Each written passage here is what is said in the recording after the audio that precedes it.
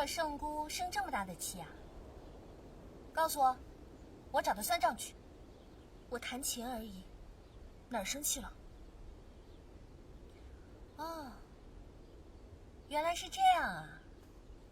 我还以为是祖千秋等人没把令狐冲那小子给杀了，惹圣姑大发雷霆呢。这帮笨蛋，办事不行，闲话传得倒快，看我日后怎么收拾他们。圣姑不用动怒，我来是有一件喜事要告诉你。令狐冲怎么了？这个喜事的确跟令狐冲有关，但他没出什么事儿。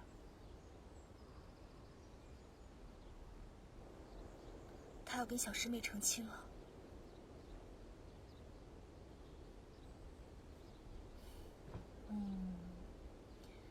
令狐冲邀请武林各派于下月16日。别说了。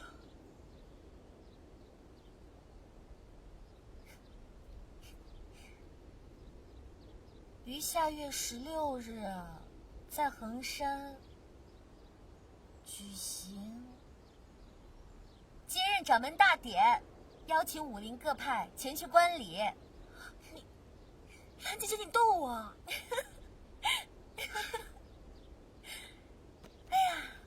那人家可是指名道姓邀请你前去观礼。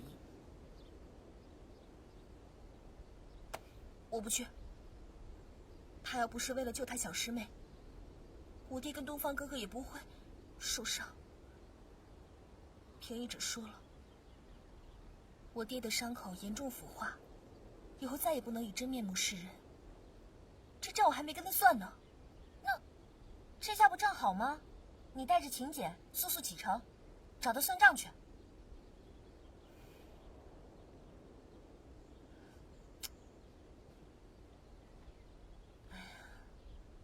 教主受伤，也不能全怪罪于他。那日要不是他助力，教主未必能逼出寒冰真气，你们三人也未必能从少林寺全身而退。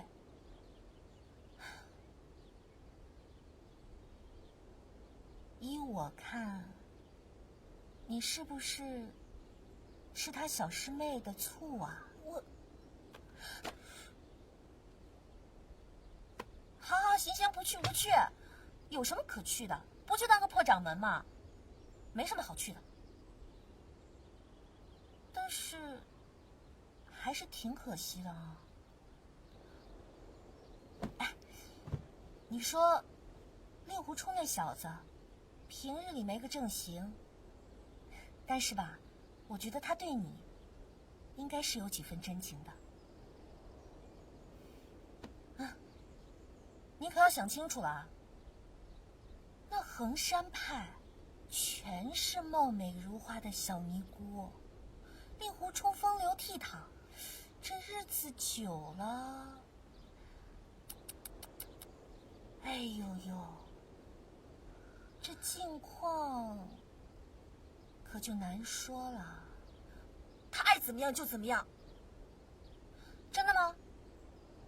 你真的不在乎吗？真的。貌美如花的小尼姑。小尼姑。真的。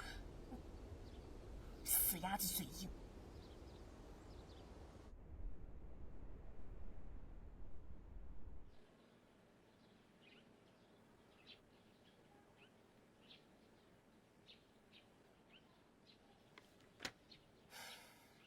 这个衡山派做事颠三倒四的，他们居然让令狐冲去做掌门，成何体统啊！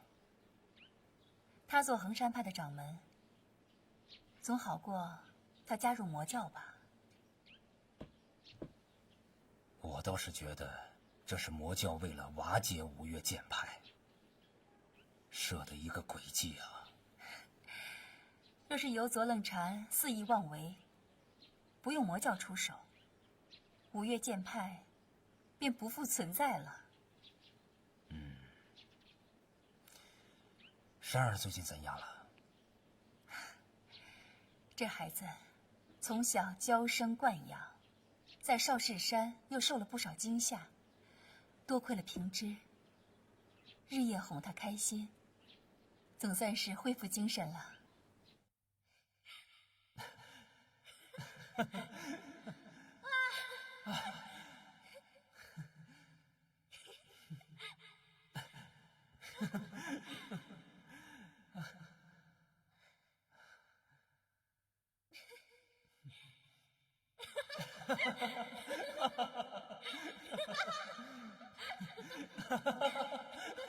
只是平之这孩子呀，沉溺于儿女情长，不思进取。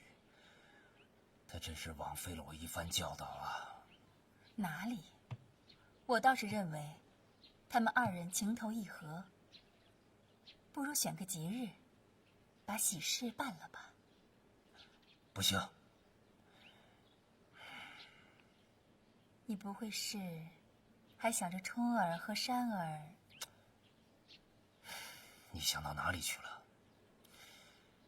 眼下我们内忧外患，当务之急是应该增加华山的实力，以保住华山的百年基业。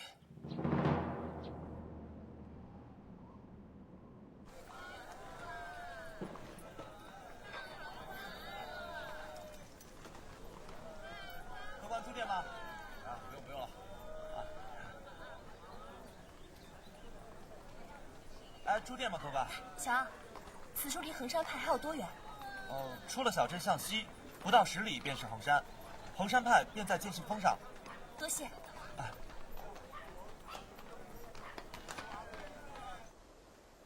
不戒大师，田兄，我来找你们喝茶了。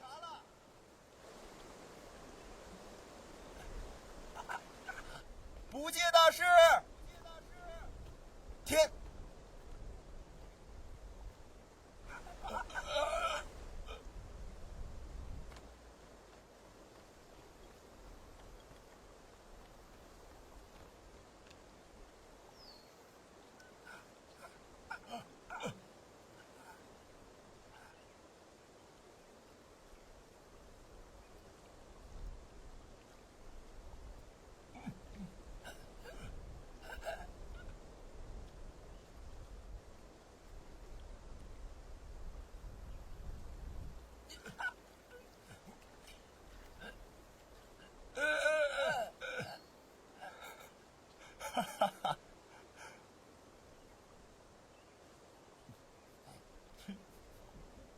哎，你俩被谁扔水里的？哼，你别提了，太师傅，咱俩遭人暗算，定要把这人找出来，将他碎尸万段。哎，我告诉你，咱们被扔水里，那是罪有应得。不是，这到底怎么回事啊？昨天我们在这儿，太师傅教我左手刀法，不知不觉就着了道。再说了，你打我干什么哟？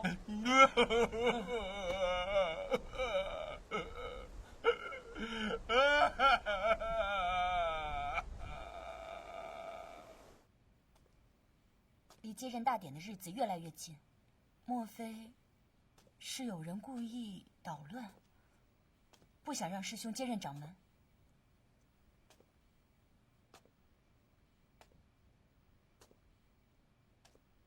不戒大师武功高强，能暗算他的人，绝非等闲之辈。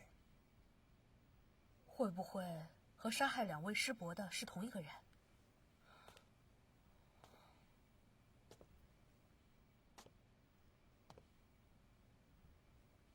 敌我不明，仍需加强戒备，别出什么岔子。掌门师兄放心。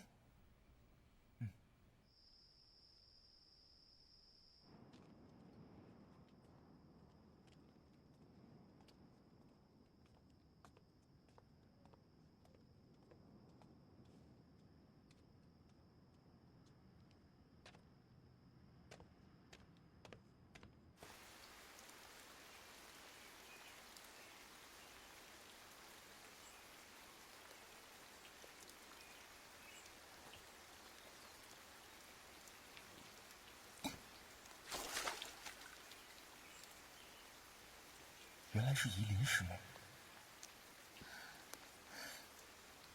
雅婆婆，你真好。我常常拉着你来，向你诉说我的心事，可你从来也不觉得厌烦，总是耐心的等着，让我爱说多少便说多少。夷陵师妹吐露心事，我在此偷听可不好。但若敌人来袭，他二人又如何抵挡？这些日子，怡清、怡和两位师姐总是督促我练剑。他们说，令狐师兄将来一定不肯常做衡山派掌门，说他对我最好，若由我来接任，必定最合他的心意。令狐师兄虽待我很好，但他从来也没将我放在心上。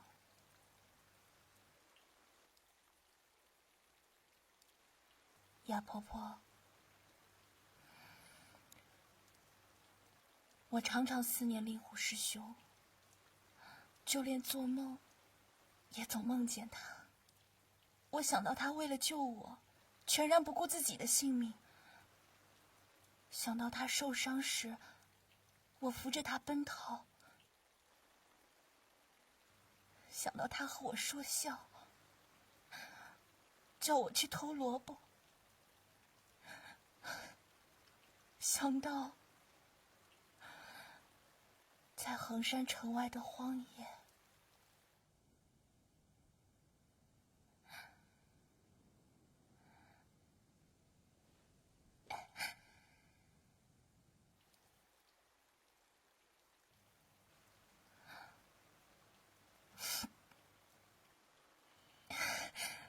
雅婆婆，我明知你听不见，所以跟你说这些话也不觉得害臊。我要是不说，整天憋在心里，可真是要疯了。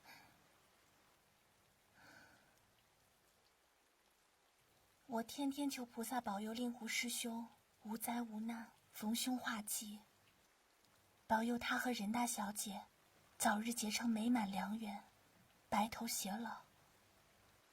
我求菩萨这样，求菩萨那样，菩萨听着也该烦了。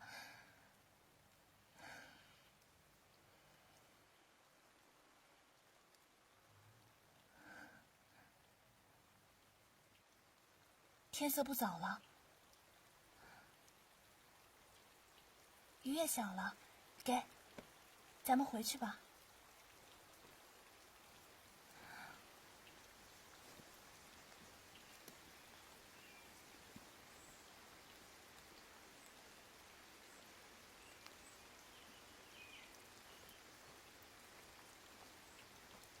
夷陵师妹待我这等情谊，今生如何报答得来啊？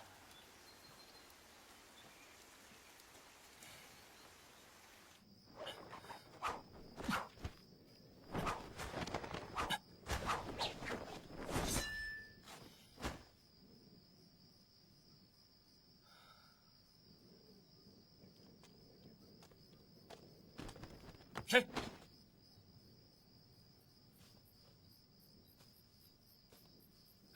于沧海，令狐冲，你是在叫我吗？令狐冲？什么令狐冲？你又在搞什么鬼？辟邪剑谱？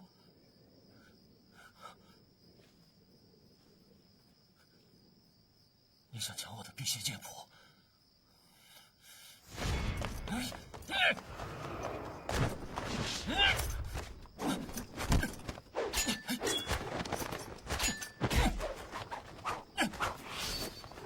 你个！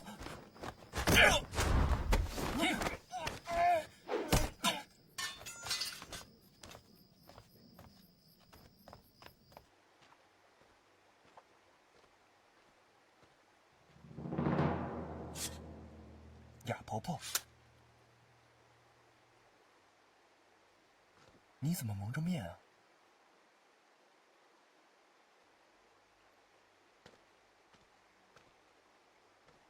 婆婆怎么还在这儿？天不早了，早点回去休息吧。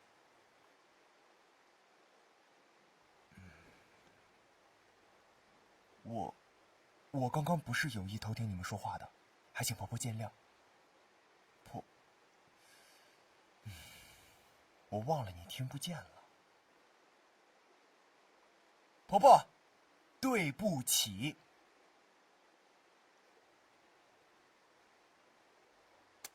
婆婆，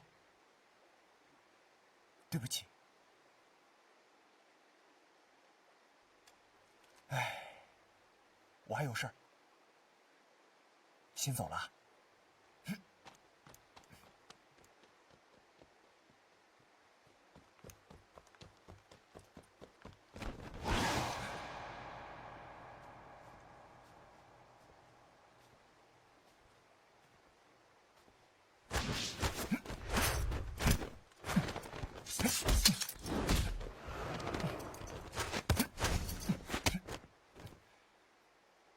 你到底要干嘛？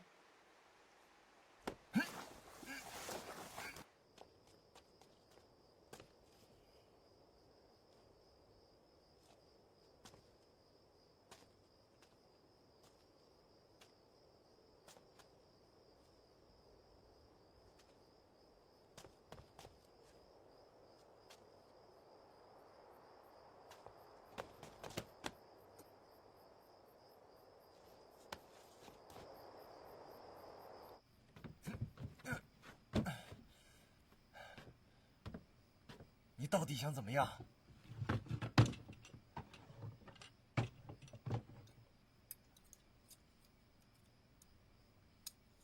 你要干嘛呀？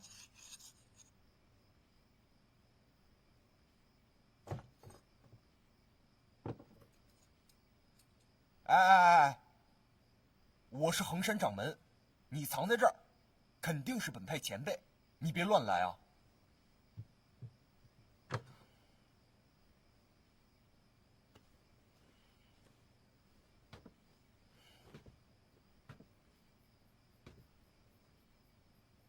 现在摆在你面前的有2条路，一是娶夷陵为妻，一生不能负的，要让她开心。你若是不答应，那我就阉了你，让你做个不男不女的怪物。哎呀，原来你一直是装哑巴。你是依林的母亲吧？你小子倒不笨，快说答不答应？我跟你讲，我跟依林是好朋友，你要是再逼我，她肯定会不高兴的。你若是娶了她，那什么气都消了。她是出家人，发过誓不能结婚的。她要是动了凡心，菩萨会责怪她的。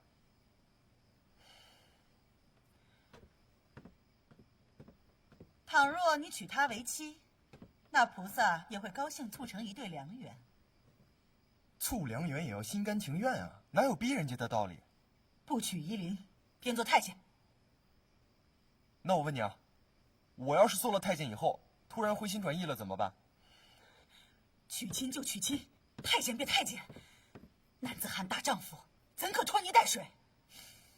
婆婆，我问你啊，假如有一个男的，负心薄幸，好色忘义，这人怎么样？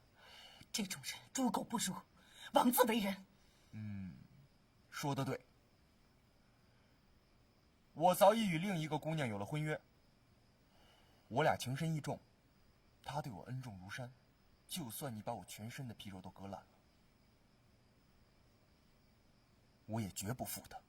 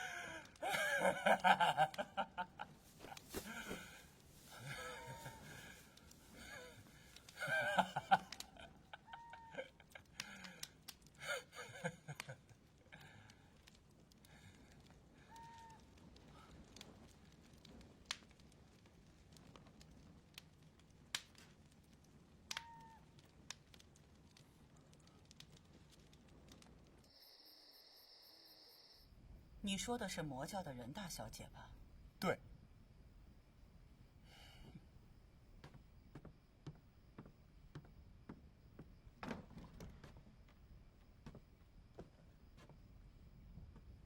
我们说的话，你都听到了吗？听到了。只要你抛弃令狐冲，我立刻放你离开。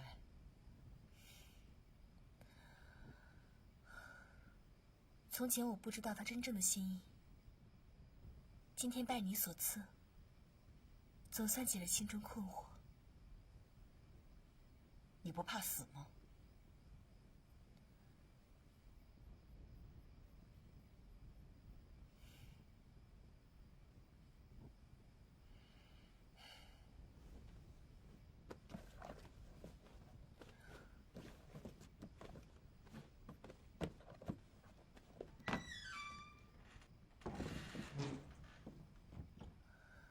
莹莹，莹莹，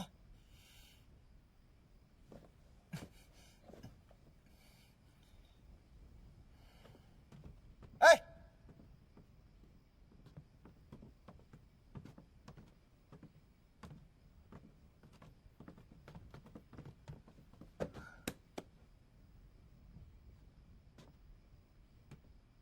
莹莹，我以为你不会再来衡山了。你害我爹受伤，我为什么不能来找你算账？东方兄和任前辈的事儿，你怪我是应该的。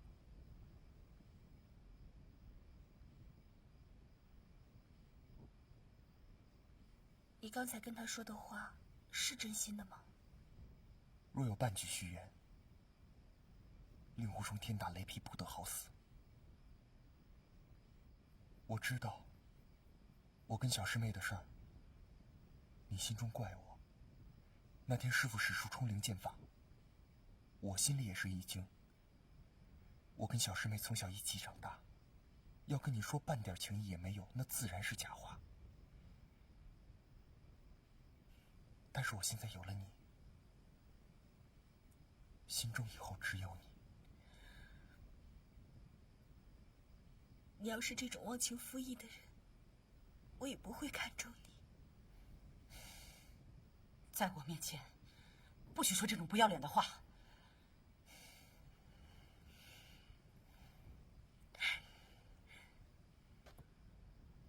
你俩也算是有情有义，那我老太婆就让一步，让你既娶了她，也娶夷陵。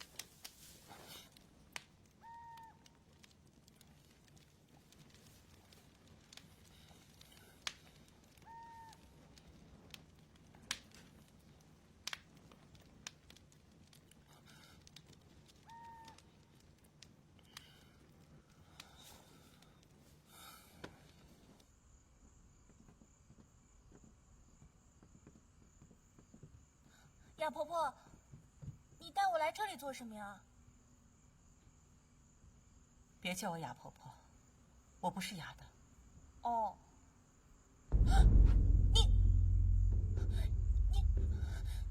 你不哑了？我从来就不是哑巴。那你从前也不聋，听得见我说的话？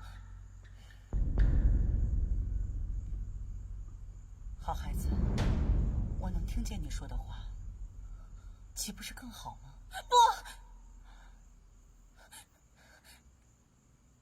你骗我，我只当你听不见，所以才跟你说那些话。你骗我，你骗我！我来到衡山，一直半聋半哑，没有人知道。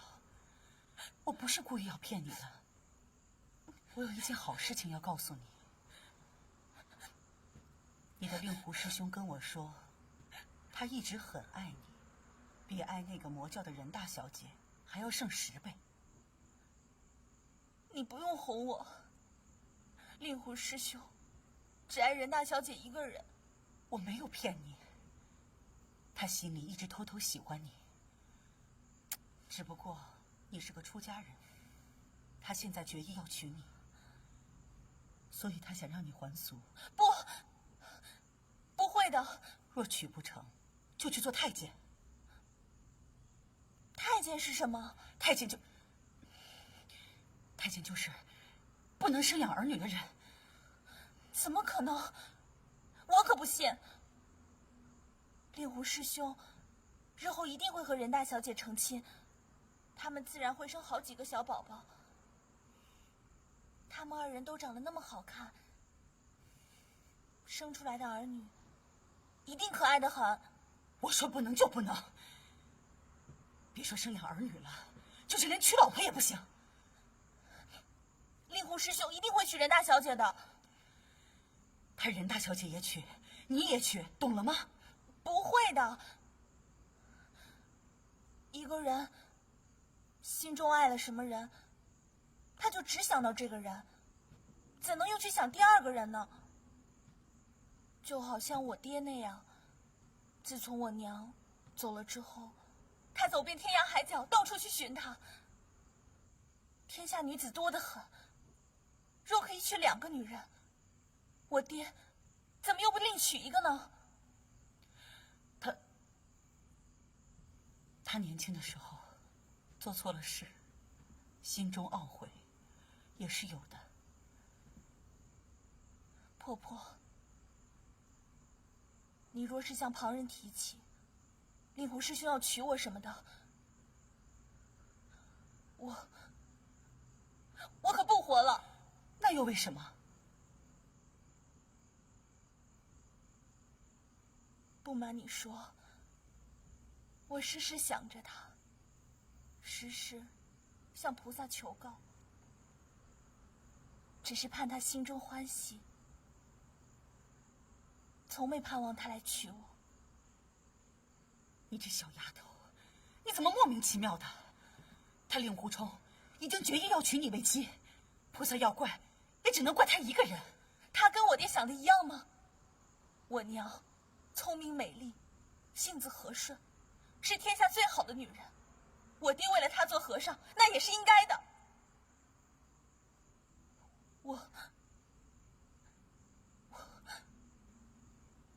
我可连我娘的半分都及不上。这些你怎么知道？我爹每次见我，总是说我娘的好处，说她温柔斯文，从来不骂人，不发脾气。一生之中，连蚂蚁也没踏死过一只。天下所有最好的女人加在一起，都比不过我娘。他真这么说的？我是他女儿，他怎么会骗我？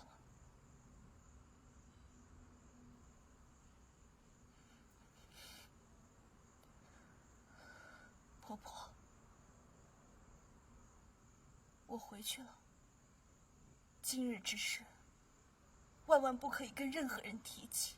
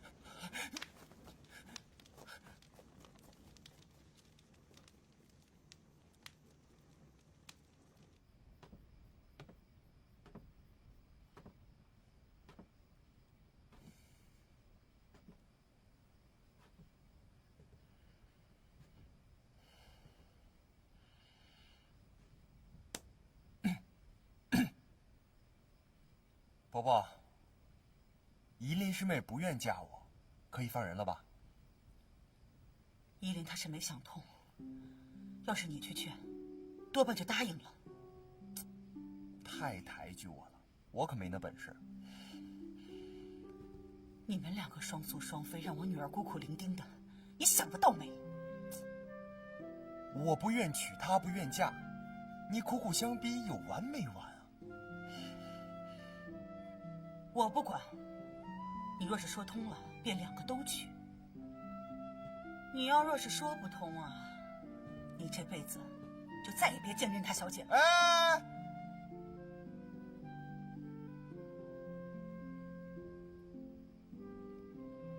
我答应你。那你发个毒誓，不许让任何人知道我的身份。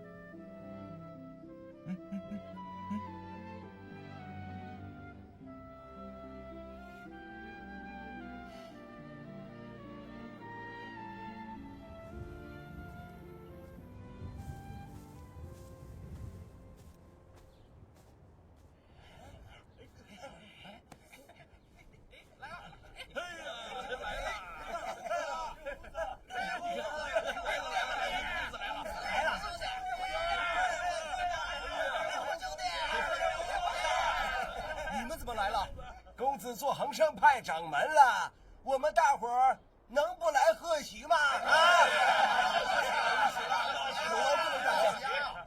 实在愧不敢当。什么敢当不敢当的，都是自家兄弟，没那个。只是啊，我们这帮兄弟今天走了一道了，有点口干舌燥，到你这尼姑庵，能不能喝2杯啊？让口干，喝酒呗。说一块干什么呀？那你喝酒没喝酒，口干归口干，这两者岂能混为一谈？越喝酒嘴越干，这两件事就根本不能混为一谈，简直就截然相反的。这就是。那到底喝还是不喝呀？无色安中，借酒借荤腥，大家跟我去通远谷喝个痛快，怎么样？走。这于沧海怎么会无缘无故的疯了呢？于沧海神神兮兮的，却不忘寻找令狐冲，难道是令狐冲害了他？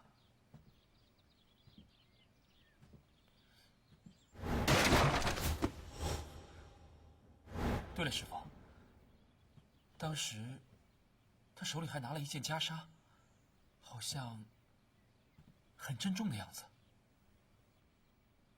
袈裟？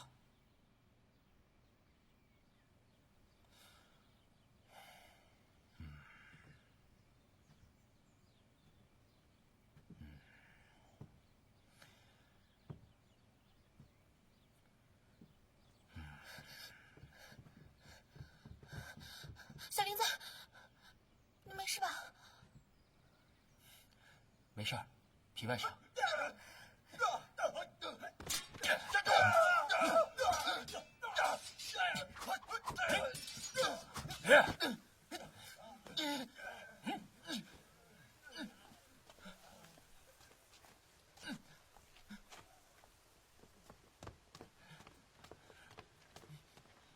住手！师傅，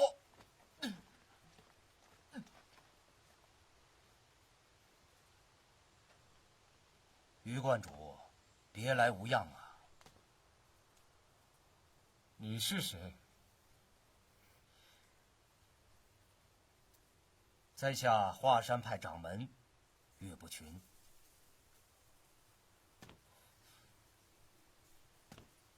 哦，名字有些耳熟。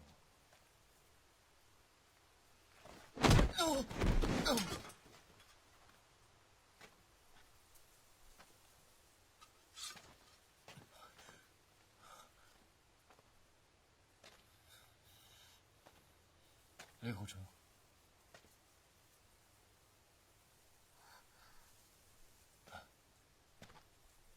令狐冲，跟我走吧。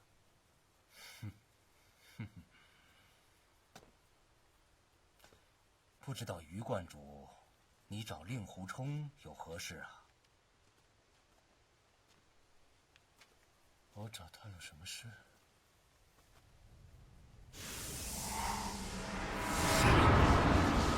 啊！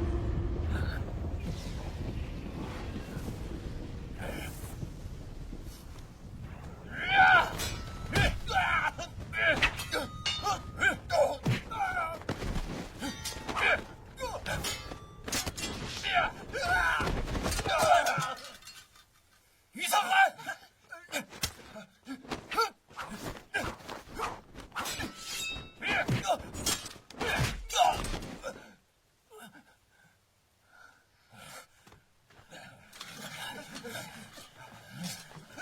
不要追！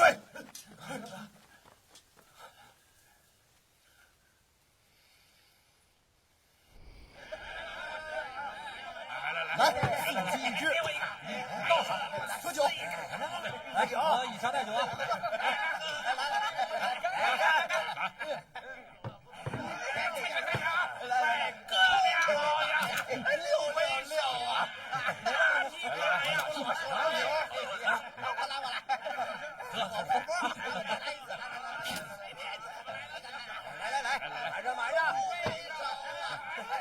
王先生，老先生，你们先吃，我去办点事儿。四位堂兄，跟我走。我们还没吃，没吃完。走，吃吧。我们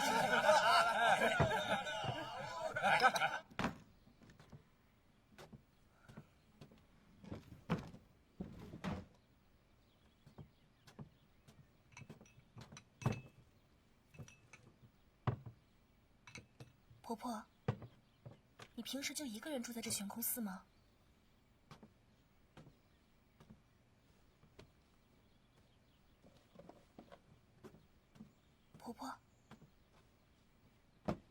婆婆，你要是再废话，我就点了你的雅轩。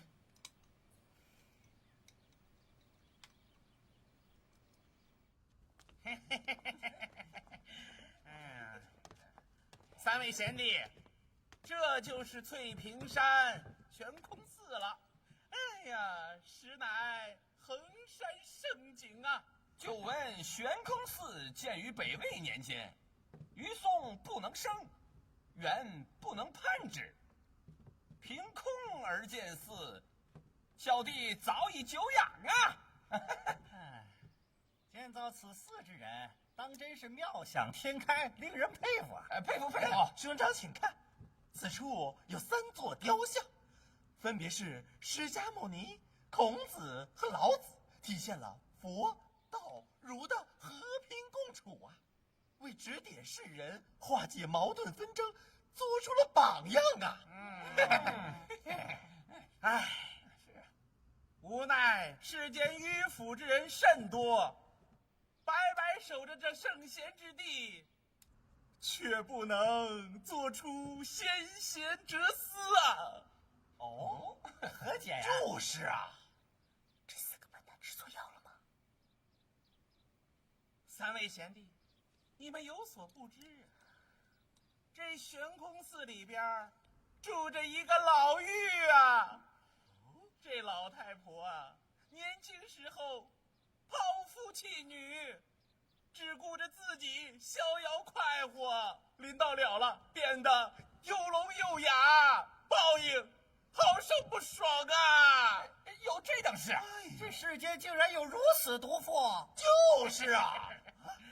哎呀，她的丈夫只看了别的女子一眼，他就不依不饶啊，撒泼打混，不惜抛弃自己刚刚生的娃娃。你说这个女人，她心狠不狠？哎呦，这何止是狠心呐、这简直是毒妇嘛！是啊，这个老妪呀、年纪虽大，但是她心里还花花啊，她还对年轻后生啊眉来眼去，动手动脚的。有花花呀，这样的事儿啊！放屁！4个狗东西，我什么时候跟年轻后生眉来眼去、动手动脚了？你瞧没瞧过令狐冲？是啊，你给他剃头发的时候，有没有摸过他的头啊？是啊，令狐冲不是男的吗？不是后生吗？男女授受不亲，你摸过他的肌肤，那就是不守妇道。对，不守妇道。冲哥，你叫考古斯先说了这些话，可要把老太婆气死了。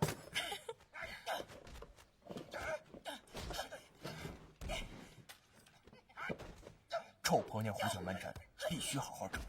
走。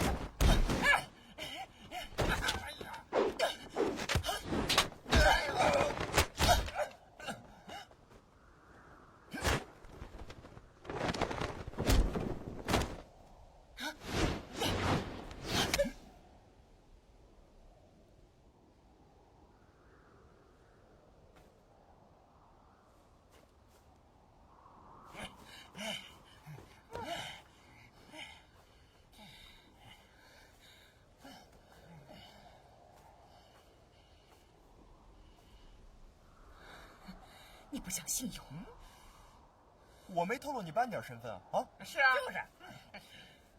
你们以多欺少，胜之不武。混起来！好，你敢！哎，这下老实了吧？啊！打呀，别打呀！你看看，让你犟嘴，招了吧？老实的吧？快打呀！就孙子你！老实了。打呀，打呀！你就算吧你！这回老实了吧？走。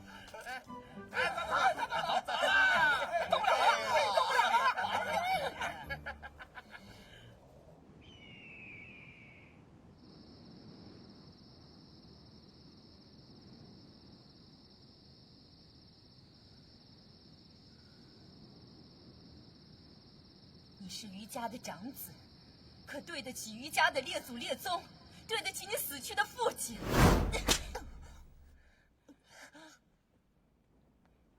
当年你父亲长青子败在了福威镖局林远图的72路辟邪剑谱之下，他视作毕生的奇耻大辱，危计40，便郁郁而终。你要练成天下第一的剑法，为青城派雪耻。我一定努力，要练成天下第一。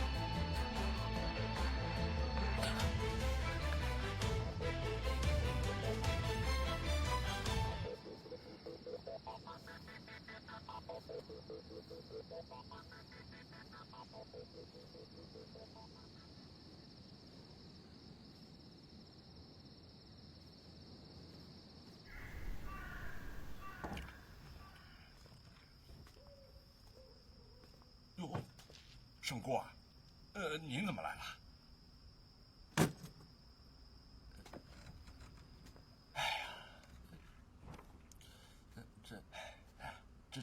这是怎么了？这是，大师啊，有个事儿得麻烦您。咱们这关系谈不上什么麻烦，有事直说。我有个朋友啊，被吊在悬空寺门口的树上，麻烦你去一趟把他救下来。阿弥陀佛，救人一命胜造7级浮屠，这桩好事吧？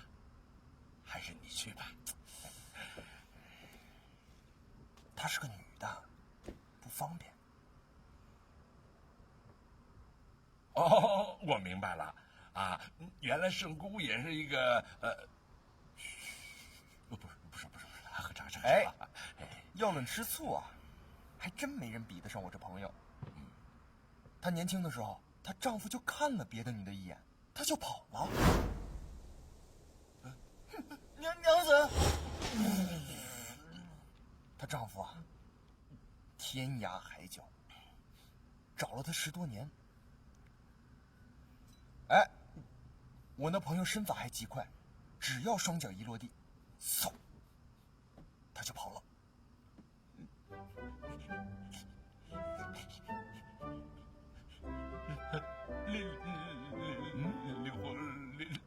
刘会长们，这回不能让他再跑了。你得给我想个办法呀。我倒真有个办法让他跑不了。不是，刘会长们，您倒是说呀！我给您跪下了。哎，您快起来，说快起来，吧。快起来！你不说我就不起来。快起来！你不说我就不起来。你不起来，我不说。那等我起来，你跟我说吧。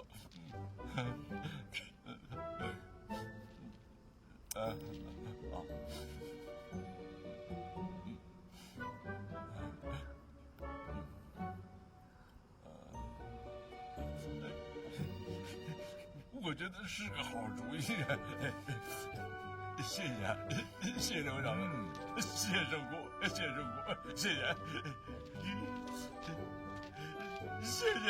长们，谢谢圣姑呀！谢谢啊，娘子，我来啦，娘子。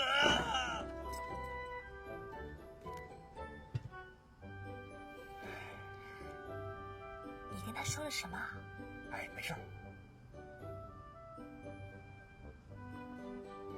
快说一下吧。你看，这事儿得这样。大师去了以后呢，不能直接把哑婆婆的穴道给解开，得先把哑婆婆带到客栈去，然后把她的衣服都扒光。哑婆婆没了衣服，哑婆婆还怎么跑啊？对不对？一个没正经的。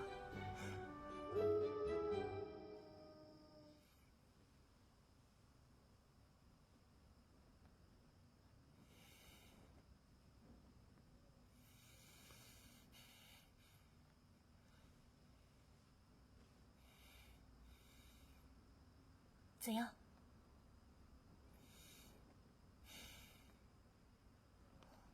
难道对3世脑神丹一点作用都没有吗？葵花宝典虽然不行，但若是练成下半部神功，或许便可以了。什么意思？你已经练成了整部葵花宝典，什么下一步？我指的是辟邪剑谱，它和葵花宝典合而为一，才是真正天下无敌的神功。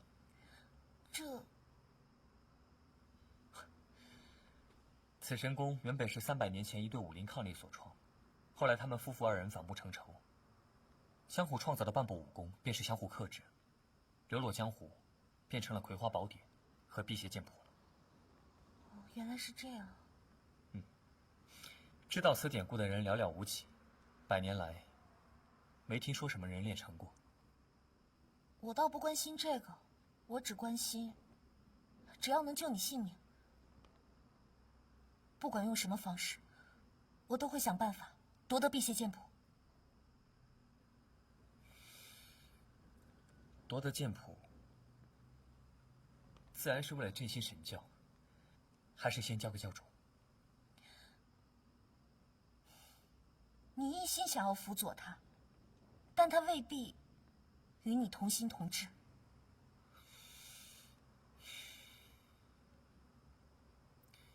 你最近总是说这些胡话，到底是怎么了？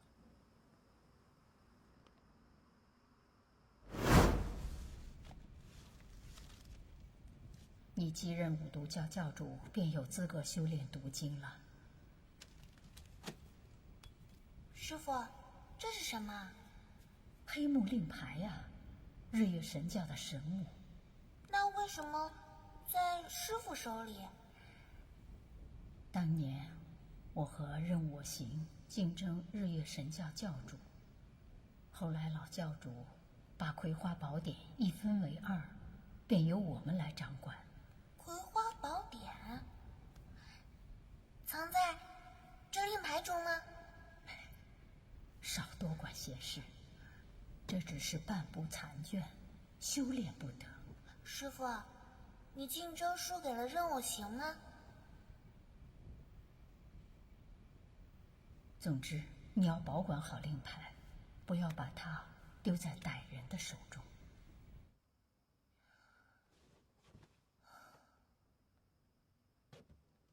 这2日我细想，总觉得不妥。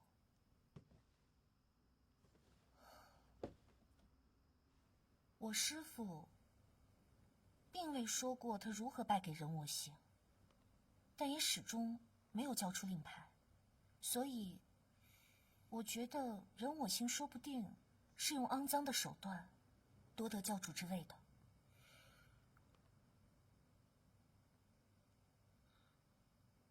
教主就任后，必有散人依着以养生为由，确实没有再踏上黑木崖一步。任我行并非善类，你一定要小心。你嫉恶如仇，为的是苍生大德，而任我行面慈心狠，你们并非一路人。你口无遮拦，极易得罪人。这些话，在我这说说也就罢了，千万不可对外人说啊！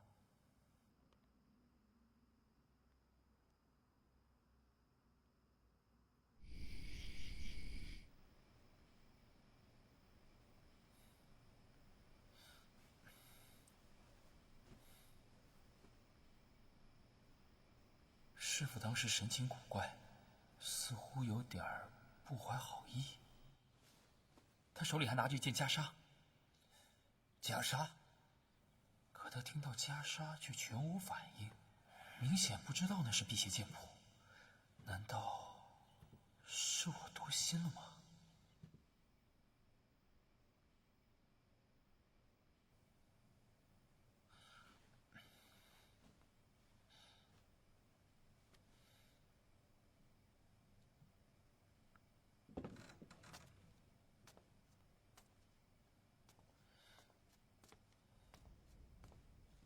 林师弟，师父要见你。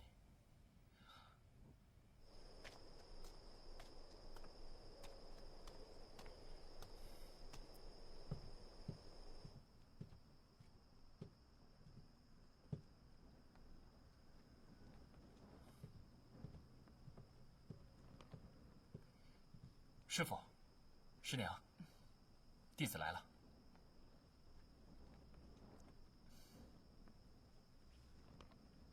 白天，你陪师姐休闲游玩，晚上却刻苦练功，看来为师曾经错怪你了。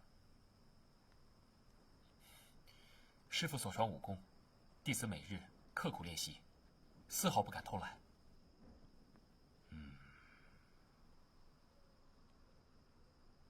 你悟性高，品性敦厚，又肯用功，真是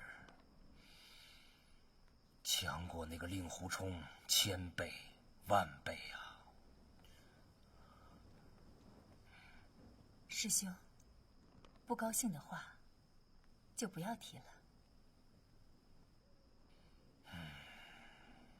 也对，